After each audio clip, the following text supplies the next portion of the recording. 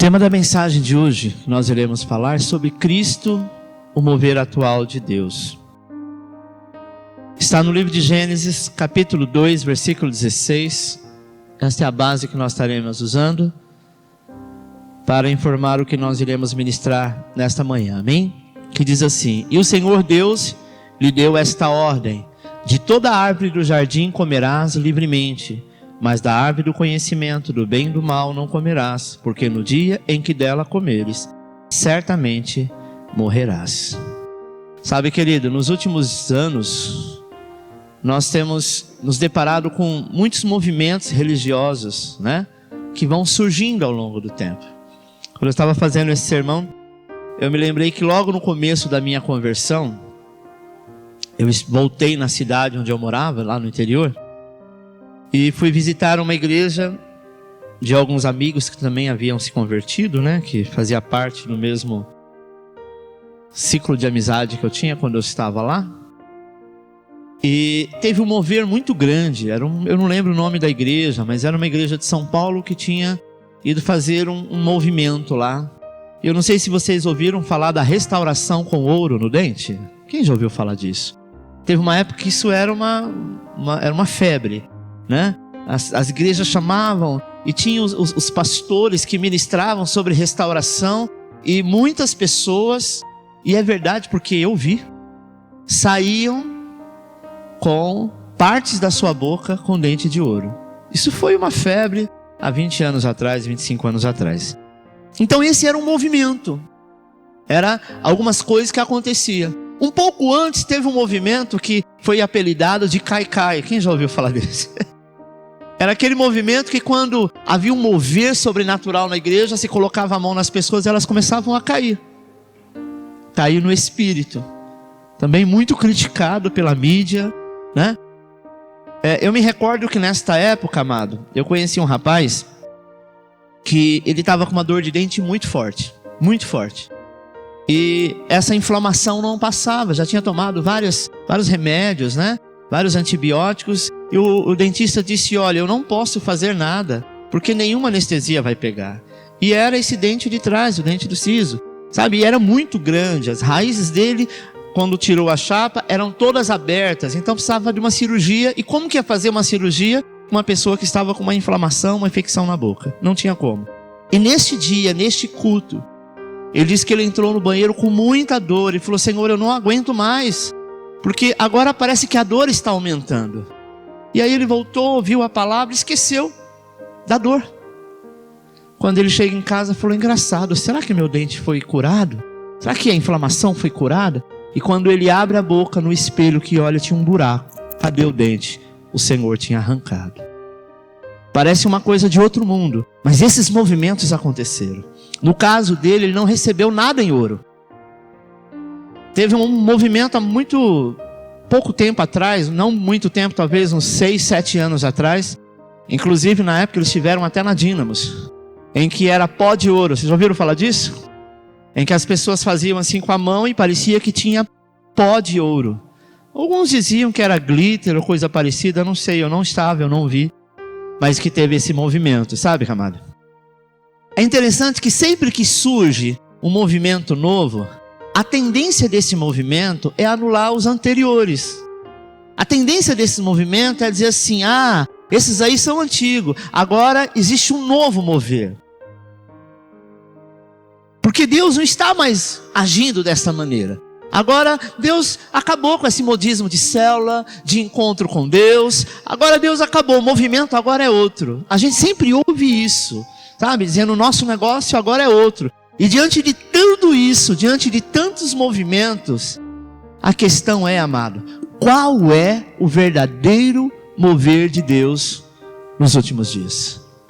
Que sempre foi, que tentaram apagar com o tempo, mas que ele sempre prevaleceu. O que realmente é o mover de Deus? O que passou e o que permanece? A Bíblia fala que existe algo que a Bíblia chama de dispensação. Repita: dispensação. Nada mais é do que a maneira de como Deus tratar com o homem em um momento específico da história. Isso é dispensação. A Bíblia fala da dispensação, que são tempos que Deus agiu, moveres que Deus manifestou e que Ele fez de uma forma para que o homem fosse tratado. Sabe? E saber disso porque a Bíblia diz que o Senhor, através do teu Espírito, é que escreveu esta Bíblia. Então, é uma inspiração de homens para escrever estas verdades bíblicas.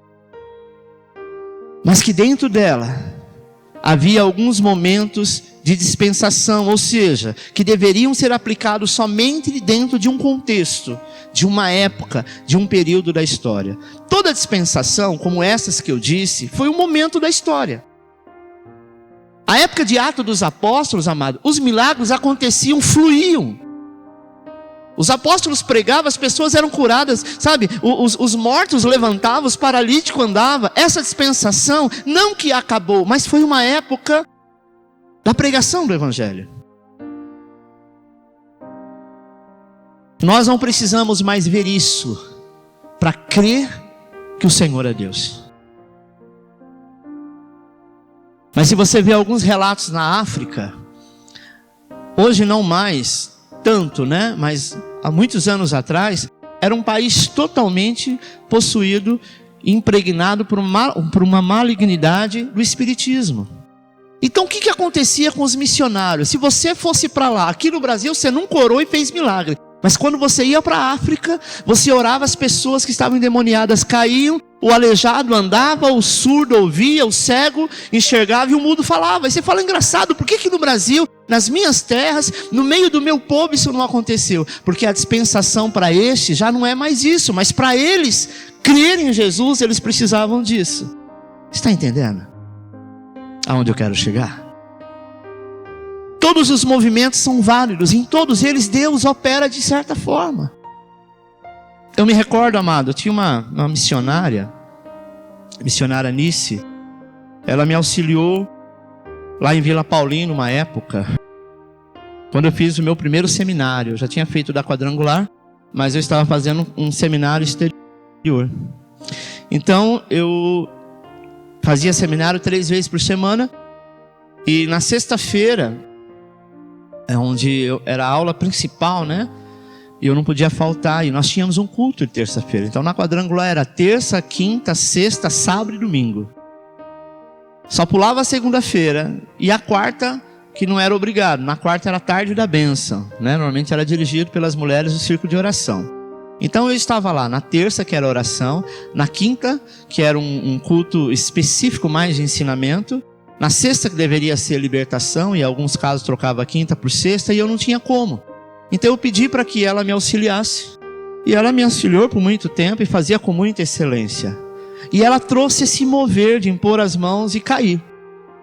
Eu me recordo que teve um culto que foi um mover sobrenatural, e de repente ela começou a orar, e aí, sabe, Deus entrou com um mover assim muito grande nas pessoas, tinha muita gente. Era uma igreja muito pequenininha, esse palco era maior do que lá. Tinha gente por lá de fora, e conforme as pessoas iam caindo, o povo na rua ia entrando e caía também. Foi uma coisa, mano. Só os diáconos na época ficou em pé. Eu queria cair e não consegui. Porque o Senhor tinha um mover. E isso perdurou um tempo, talvez uns 6 meses nessa época. Foi logo quando você chegou na igreja, não foi? Sabe, isso era um mover sobrenatural. Por que caía? Não sei.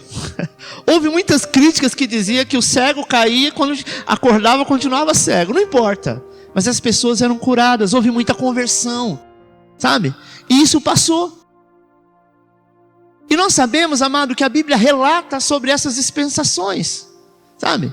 Um exemplo disso foi o que aconteceu logo depois da criação do homem. A palavra de Deus diz em Gênesis 1:26 o seguinte: também disse Deus, façamos o homem, aqui eu dei uma reduzida só para que você entenda, tenha ele domínio sobre os peixes, aves dos céus, animais domésticos. Criou Deus o homem à sua imagem, e Deus os criou. Um pouco mais adiante, o Senhor também diz assim, em Gênesis 2:16-17: e o Senhor Deus lhe deu esta ordem: de toda árvore do jardim comerás livremente. Preste atenção, você conhece esse texto.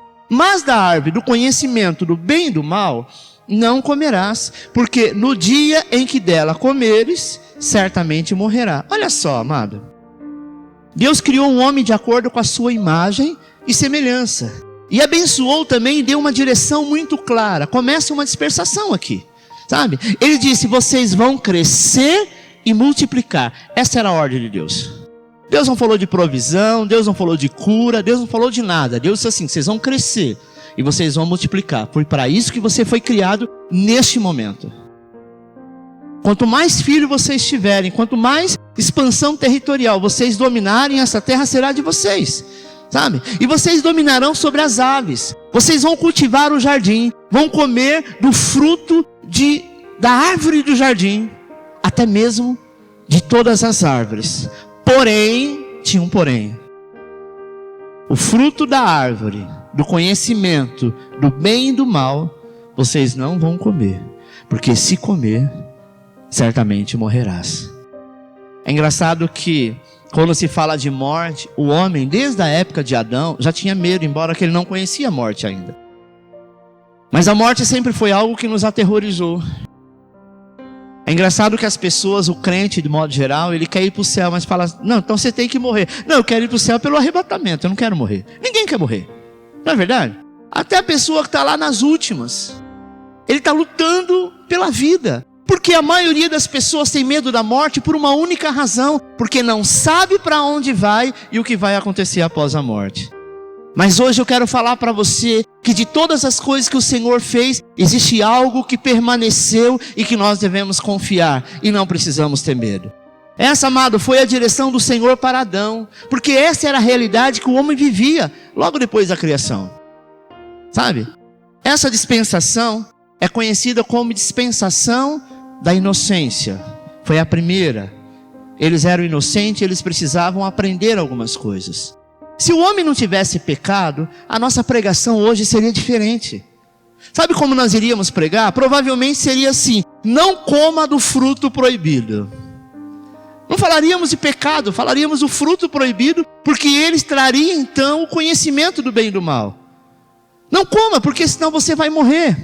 Talvez nós iríamos fazer seminário, nós teríamos curso na igreja falando sobre como não comer o fruto errado.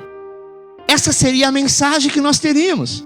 Falaríamos do amor de Deus, sabe? Talvez teríamos a mensagem também de como identificar o fruto proibido.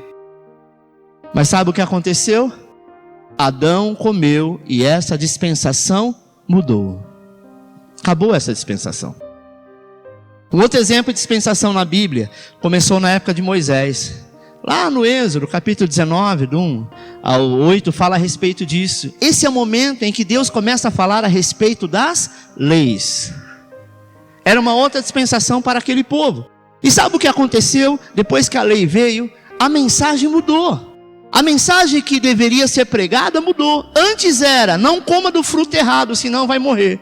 Agora aqui no Êxodo, a mensagem passou a ser: se você cumprir toda a lei, você será abençoado. Caso contrário, você será amaldiçoado. Essa era uma outra dispensação. Sempre essas dispensações seria: se você fizer algo errado, você terá o fruto disso. Adão pecou e conheceu o pecado e veio toda essa maldição, sabe? Mas a lei dizia na segunda dispensação da seguinte forma: se você cumprir toda a lei, você será salvo. Se não cumprir, será condenado. Preste atenção, o homem agora conheceu o pecado.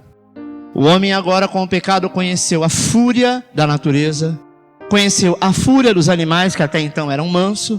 O homem conheceu a morte, porque até então não tinha, a enfermidade que até então não tinha, a fome até então não tinha. O que tinha era vontade de comer, não era fome. É uma coisa bem diferente. A fome dói. A fome é algo que o ser humano não suporta. Sabe, às vezes nós temos a mania de falar: nossa mãe, estou com fome. Você não sabe o que é fome. Você está com vontade de comer, porque fome mesmo é algo terrível. Sabe, querido? Veja que a dispensação mudou. E durante 1500 anos, essa foi a mensagem da lei. A lei que dizia: não faça, porque se você fizer, você será condenado. Moisés, amado, ele pregou isso. Os profetas se levantaram para falar a respeito disso. Essa era a verdade para aquele tempo, para aquela época.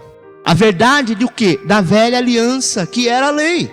Essa era a verdade. Mas sabe o que aconteceu depois desses 1500 anos? Ponto 1. Jesus veio e mudou a dispensação. Agora começa a parte boa da história. Sabe? Jesus veio e mudou essa dispensação mais uma vez. Em João 1,17 está escrito assim: porque a lei foi dada por intermédio de Moisés, a graça e a verdade vieram por meio de Jesus Cristo. Olha só, a Bíblia diz que a lei foi dada por intermédio de quem? De Moisés. Mas a graça e a verdade, não só a graça, mas como a verdade, que é a palavra que ele ensina, foi dado por intermédio de Jesus. Eu te pergunto, quem é maior? Moisés ou Jesus? Sabe? Claro que é Jesus. Então, debaixo de que palavra, de que dispensação que nós nos encontramos hoje, que nós devemos andar? A de Moisés ou a de Jesus? Por isso, meu amado, entenda que a verdade que Jesus veio trazer é muito maior do que a verdade que Moisés veio trazer. Olha o que diz Hebreus capítulo 8, versículo 7. Pois se aquela primeira aliança fosse perfeita, está falando da lei, não seria necessário procurar lugar para outra. Deus, porém, achou o povo em falta e disse: estão chegando os dias, declara o Senhor, quando farei uma nova aliança com a comunidade de Israel e com a comunidade de Judá. Não será como a aliança que fiz com seus antepassados quando os tomei pela mão para tirá-los do Egito, visto que eles não permaneceram fiéis à minha aliança. E eu me afastei deles, diz o Senhor. Porque esta é a aliança que firmei com a casa de Israel depois daqueles dias, diz o Senhor. A sua mente, olha o que diz, na sua mente imprimirei as minhas leis. Também sobre o seu coração as escreverei. Pois, para com as suas iniquidades, usarei de misericórdia e dos seus pecados, jamais me lembrarei. Eu quero voltar aqui no versículo 10, Marcos. E quero repetir o que ele diz, o que Paulo fala. Porque esta é a aliança que firmarei, que estabelecerei, que plantarei com a casa de Israel. Depois daqueles dias, diz o Senhor, na sua mente imprimirei as minhas leis. Deixa eu falar de lei aqui na graça. Lei no sentido aqui não está ligado na velha dispensação, na velha aliança, mas nos compromissos que nós temos. Amém? Não é porque nós estamos na graça que não existe leis. Leis aqui não são mandamentos. Se você não fizer, você será condenado. Se você não cumprir, você será julgado. Não é isso, e nós vamos ver isso mais para frente. Mas é no sentido de obedecer. Nós temos obrigações, sim ou não? Os nossos filhos, enquanto eles são bebês, eles não têm obrigação nenhuma, sim ou não? Mas conforme eles vão crescendo, algumas leis são plantadas.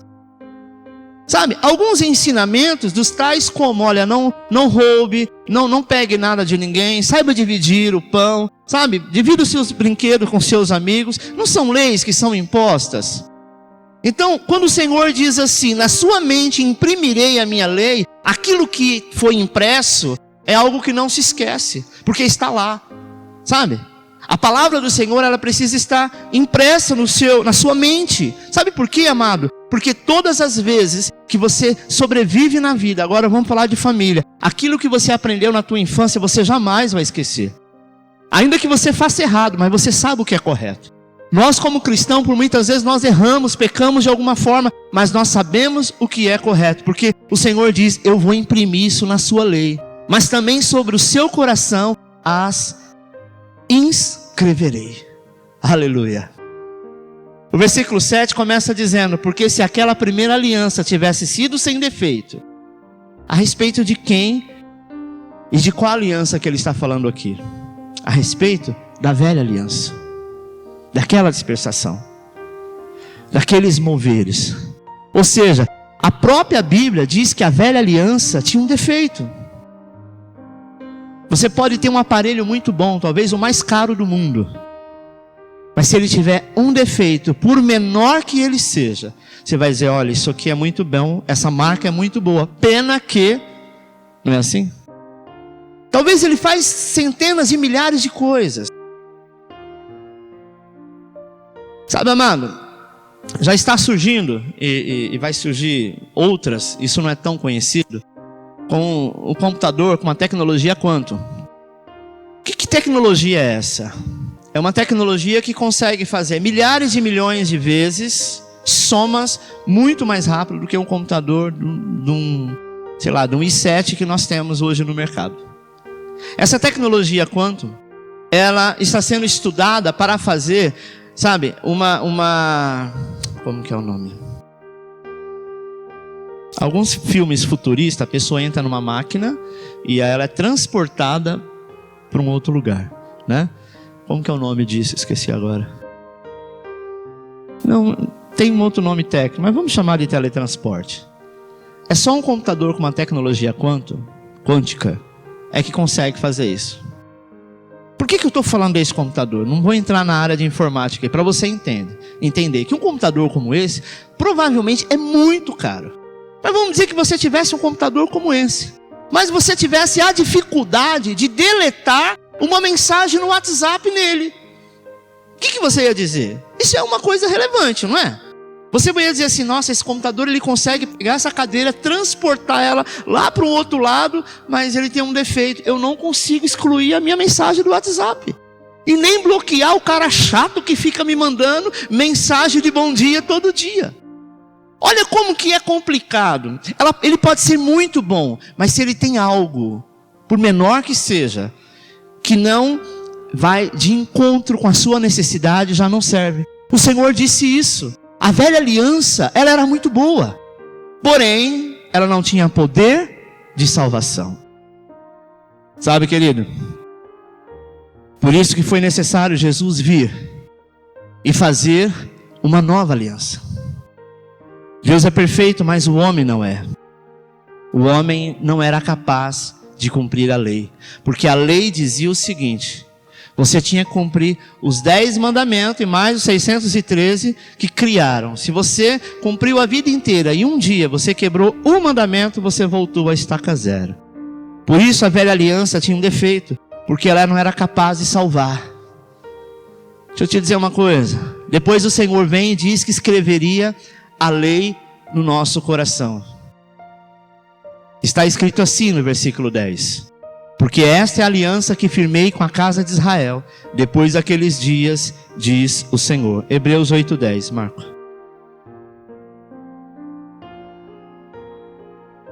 Porque esta é a aliança que firmarei com a casa de Israel, depois daqueles dias, diz o Senhor. Na sua mente imprimirei as minhas leis, também sobre o seu coração as escreverei. Às vezes nós queremos, amado, mudar as pessoas pela força do nosso braço, não é verdade? Você acha que a pessoa tem que mudar. E aí nós queremos até obrigá-las a fazer as coisas. Queremos que ela mude de atitude, mude os seus pensamentos. Mas nós entendemos que tem coisas que só o Senhor pode fazer. Ninguém mais pode fazer, porque é Ele quem muda a mente.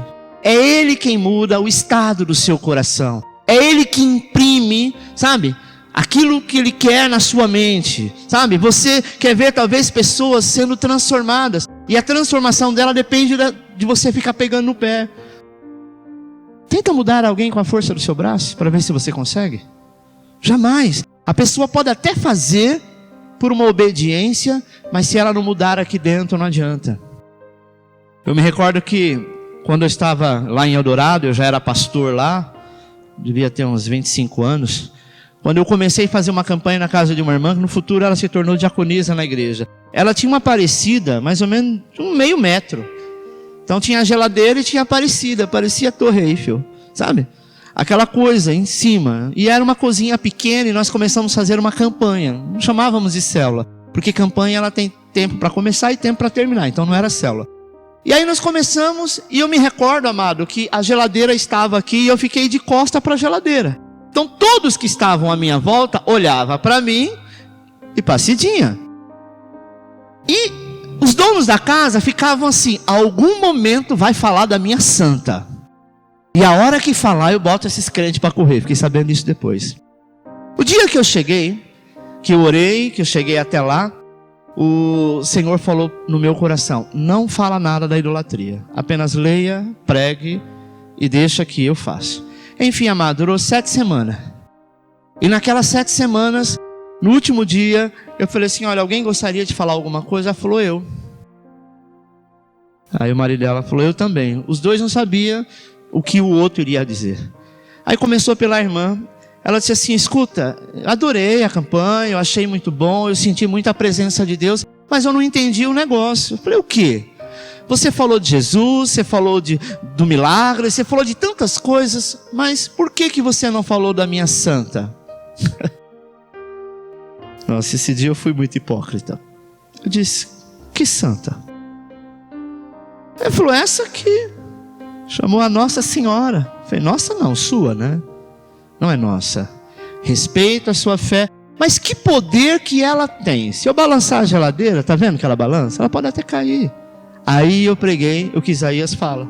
Ela tem olho, mas não vê. Ela tem ouvido, mas não ouve. Ela tem boca, mas não fala. Ela tem mão, mas não se mexe. Então ela é apenas uma escultura que pode ser admirada, mas não pode ser adorada, porque Deus é um só. Ele está vivo e você sentiu a presença dele. Não precisa falar mais nada. Foi para a igreja, se converteu. Um tempo depois ela falou: pastor, quero que você vá na minha casa. Eu falei: fazer campanha? Ela falou: não, vai lá tirar aquela que diz que é santa. Você entendeu? Se eu chegasse no primeiro dia e falasse que aquilo era o Satanás, que o diabo estava dentro daquela imagem e que ele estava trazendo maldição, como muita gente faz, e tentar pegar aquela santa e quebrava, sabe, como a gente vê muitas vezes. Você não pode quebrar nada de uma pessoa que ela não permita. Não importa, é dela, ela tem que permitir. Porque eu poderia tirar aquela santa de lá, mas eu não iria tirar do coração dela, porque a força do meu braço não ia fazer isso.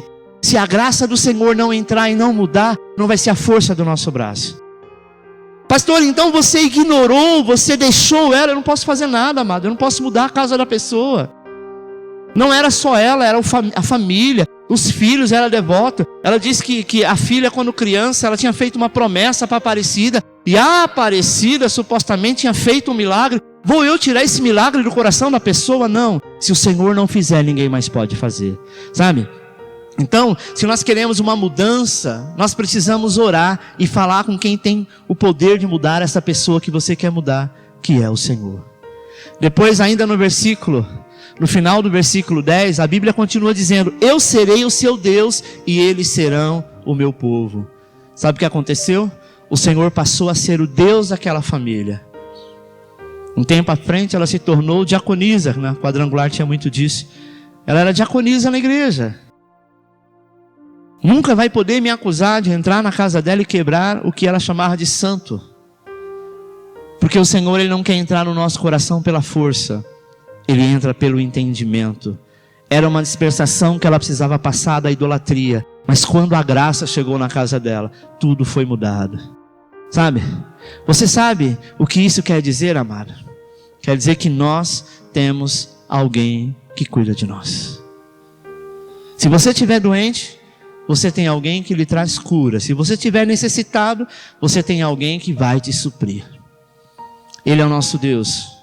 E como Ele declarou, nós somos o seu povo.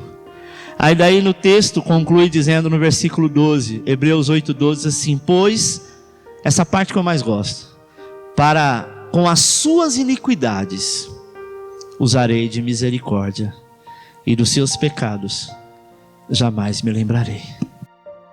O Senhor disse assim: as suas iniquidades eu usarei de misericórdia, mas os seus pecados eu jamais lembrarei. Ponto 2, a velha e a nova aliança. Você conseguiu perceber a diferença entre a velha aliança e a nova aliança? Na velha aliança, a Bíblia diz que Deus iria visitar a iniquidade dos pais nos filhos. A velha aliança diz que Deus visita a iniquidade, aquilo que o pai e a mãe fez lá no passado. Ele matou, ele roubou, ele enganou, ele fez isso, e o Senhor vai visitar até a 4ª geração dos filhos. Isso está escrito em Êxodo 34. Essa foi a verdade para aquela época, onde os povos viviam muito, Só que na nova aliança, o Senhor Jesus vem e diz, Hebreus 8:12, eu não vou mais visitar a iniquidade de vocês. A nova aliança diz, eu usarei de misericórdia, eu vou fazer questão de não me lembrar mais dos seus pecados, porque tudo aquilo passou, agora tudo se fez novo, há uma novidade de vida, e nós não temos que temer a nada. Isso é algo maravilhoso, sabe por quê, amado? Aleluia, porque se Deus não lembra mais dos seus pecados, Ele não pode mais te julgar e te condenar por causa deles. Eu só posso cobrar alguém de alguma coisa se eu me lembrar que aquela pessoa tem uma dívida comigo, sim ou não? Mas de repente ela tem uma dívida comigo e ficou quieta. E eu esqueci, passou, anos se passaram. Eu ando com ela, eu empresto de novo, eu faço a mesma coisa, mas da minha mente foi apagada. Eu quero te dizer que da mente do Senhor, o teu pecado, a tua iniquidade, Ele já liberou, Ele já perdoou. Ele diz, o teu pecado, a tua iniquidade, não vou mais. Engraçado que na velha aliança, Ele visita os teus filhos até a 4ª geração. Olha a diferença. É por isso que nós podemos afirmar, amado, que na graça, na nova aliança, você é livre de toda condenação. Eu não coloquei aqui, mas o livro de Atos 20, do 28 ao 32, nós encontramos as últimas palavras do apóstolo Paulo, sabe? E é perceptível, amado, a preocupação dele. Ele disse que se levantariam muitos lobos, ou seja, muitos falsos mestres, que tentariam perverter a palavra de Deus. E lá no finalzinho, depois de você dar uma lida, ele também disse que devemos seguir a palavra da graça, porque essa palavra tem poder de nos edificar e nos assegurar de uma nova herança. Repita comigo, eu tenho uma herança. Você sabe qual é a diferença de herança e de pagamento? Pagamento, amado, é para quem merece. Uma pessoa que ela é pago é porque ela fez alguma coisa, sim ou não? Você trabalhou, então você recebe. Se você não trabalhou, você não recebe. Isso é pagamento. A lei era baseada no quê? No trabalho do homem. Mas a graça é baseada na herança. Preste atenção. A herança não depende do que você faz. A herança depende de quem você é. Essa é a diferença. Às vezes nós queremos fazer com Deus alguns pagamentos. Não, Senhor, eu fui bonzinho, então eu vou ser abençoado. Eu fui bonzinho, eu não pequei. Olha, eu estava com vontade de pecar, mas olha só como eu sou o cara. Eu não pequei. Eu preferi fazer um jejum, eu preferi orar. Na hora eu saí correndo e falei, eu não quero fazer. Sabe, isso nós fazemos porque nós sabemos quem somos. Nós não nos misturamos com as coisas podres desse mundo. Porque a lei, ela foi impressa, sabe, na nossa mente. E o Senhor reescreve a cada dia. Por que reescrever? Porque todo dia o Senhor escreve a tua palavra no teu coração. Nós sabemos o que é certo e o que é errado. Isso foi impresso. Não é isso que a Bíblia diz? Na nossa mente. Mas e no meu coração? Todo dia quando você levanta, o Espírito Santo vai e escreve de novo. Você é filho amado. Nunca se esqueça disso. Isso quer dizer que tudo que é dele, simplesmente é meu. Por quê? Porque eu sou filho. Meu pai trabalhou, minha mãe trabalhou, deixaram rios de dinheiro. Eu fui o mais rebelde de todos. Nunca sequer fui lá plantar uma muda de fruta. Mas quando eles morrem, pelo fato que eu sou filho, eu tenho o mesmo direito que os meus irmãos. Na época da lei não, era olho por olho e dente por dente. Foi isso que Paulo disse aqui. Sabe, amado, esse mover atual, porque esse é o mover atual, sempre foi e sempre será, da graça de Deus, a nossa dispensação hoje é a graça. Então vai vir vários movimentos ainda, vai vir vários acontecimentos, vai vir, sabe, os profetas que pregam a hipergraça. Qual é a diferença da graça e da hipergraça? A hipergraça você não precisa orar. A hipergraça você não precisa mais tomar santa ceia. A hipergraça você pode pecar à vontade. A hipergraça é o que muitos movimentos estão dizendo, sabe? Que você não precisa fazer mais nada. Fato. Pela salvação não, mas o que Paulo escreveu é que o Senhor imprimiu na nossa mente. Por que imprimiu na mente? Porque toda vez que nós erramos, o Espírito faz a gente lembrar, sim ou não? Ou é só comigo isso? A gente lembra na hora. Por quê? Porque está impresso na tua mente. Agora no teu coração ele te conquista a cada dia dizendo: filho meu, ande na minha presença e prosperareis. Sabe, amado, essa verdade que começou há 2000 anos atrás, ela continua sendo a verdade para os nossos dias. É essa verdade que tem poder de mudar a vida das pessoas. É essa verdade que tem poder de nos edificar, de nos levar a tomar posse da herança em Cristo Jesus. E depois dessa verdade, eu quero te dizer que não haverá outra. Sabe por quê? Porque o Mestre já está voltando. Curva a sua cabeça, eu quero orar por você. Senhor, eu quero neste momento orar pelos teus filhos que ouvem esta palavra. Paulo diz que o Senhor escreve nas tábuas do nosso coração, reescreve. Reescrever é escrever de novo sobre o teu amor, sobre a tua graça, sobre a tua fidelidade. Porque todos os dias Satanás tenta bombardear a nossa mente, nos colocando culpa e condenação. Mas nós entendemos e sabemos que por muitas vezes nós pecamos, nós erramos, mas além disso nós devemos lembrar e entender que o Senhor já pagou pelos nossos pecados. E que o Senhor não se agrada que nós venhamos viver debaixo de culpa e condenação, mas que venhamos estar, Senhor, a cada dia debaixo do teu favor, no descanso do Senhor. Eu te louvo, Senhor, nesta manhã. E eu quero declarar, meu Pai, que não há nada que possa impedir a manifestação da tua graça, do teu amor, no nome de Jesus. Que os teus filhos que me ouvem hoje pela internet, que eles possam entender que há um mover sobrenatural do Senhor em nossas vidas. Que o Senhor disse que haveria tempos em que nós seríamos provados, e nós temos percebido isso na tua igreja, Pai. Tempos que fariam com que o amor de muitos esfriariam e daria lugar ao medo. Mas a tua palavra diz que o amor lança fora todo medo. Este amor, que é a tua graça, que é o teu Espírito, que a tua palavra, que é reescrita todos os dias em nosso coração, está aqui para nos proteger e caminhar em todos os lugares. Porque a nossa proteção não está em artefatos, em objetos, em atitudes que nós venhamos ter no nosso dia a dia. A proteção do Senhor está quando nós confiamos em Ti e buscamos a Tua presença na Tua casa. Porque se o Senhor não guardar a cidade, em vão vigia a sentinela. É o Senhor que nos guarda. É o Senhor que nos sonda. O Senhor é que está à nossa direita, à nossa esquerda. O Senhor que é o nosso pastor e nada nos faltará. É o Senhor que nos leva a águas tranquilas. É o Senhor que nos faz caminhar e deitar em verdes pastos.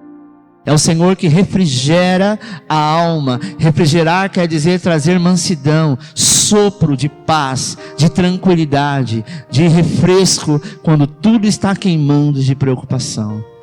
Nós confiamos em Ti, Senhor. Nós não confiamos em armas, nem em cavalos. Nós confiamos e fazemos menção do nome do Senhor. Aleluia.